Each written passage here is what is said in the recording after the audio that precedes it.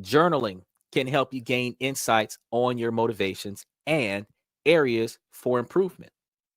Noting instead of just sitting in a journal and writing about how everybody else screwed up, you want to talk about the situation that you're in, the decisions that you made, and the outcome of your decisions.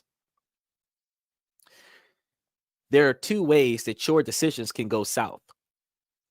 You can make a decision that you take action and you get a negative. Also, make a decision where you allow somebody else to take action on your objective and their actions give you negative results. A lot of times they say it on a regular basis that if you want something done right, you have to do it yourself. A lot of times you might actually have to take the reins and you might actually have to put effort into something in order to make it successful. But you cannot spread yourself too thin. So while it is important to lead when leading is necessary, I tell this to the ladies on a regular basis, you also need to remember that it's always important to allow other people to lead, because great leaders lead from the rear. I do not have to start this charge to observe.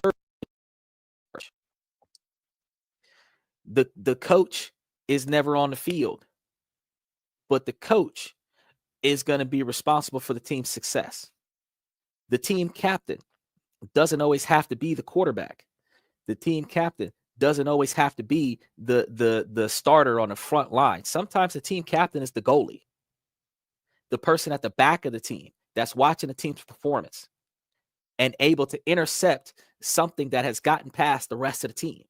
You can lead from the rear, which allows those people who are going to fight and die for you to take whatever steps they deem necessary for your success. And as you are watching failure about to occur, this is where good leaders step up and circumvent the situation, not by complaining to the person that's failing, but by performing advanced collateral damage efforts to minimize or eliminate failure. Take if you're teaching one of your kids how to drive a car. They put the seatbelt in the wrong spot. They don't have the mirrors open. They've got the emergency brake on. They've got the windshield wipers working instead of the blinker on. Instead of you fussing and yelling at the child about what they're doing wrong, you could just change it. Put the seatbelt in the correct location. Turn off the blinker if it's not needed. Turn off the windshield wipers if it's not needed. Adjust the mirror that needs to be adjusted. Put the emergency brake down. They will see you doing these things without fussing about it and realize, I should have done that. They're going to see you do that enough times to where they're going to do it before you do it, so that you're not doing it for them, because everybody wants to be independent, or at least they claim that they want to be independent. You don't always have to fuss at your partner for making a mistake. Your partner can just recognize that you keep fixing that mistake, and then they will stop making that mistake if they care to change. So you got to remember, one of the things that you can do to learn and improve is to ask trusted friends or mentors, and make sure that you get mentors and listen to those mentors. And you want to ask them for constructive feedback on your performance and your behavior. So ladies, if you ask your man, how do you look in this outfit? And he says that you look bad, you look bad.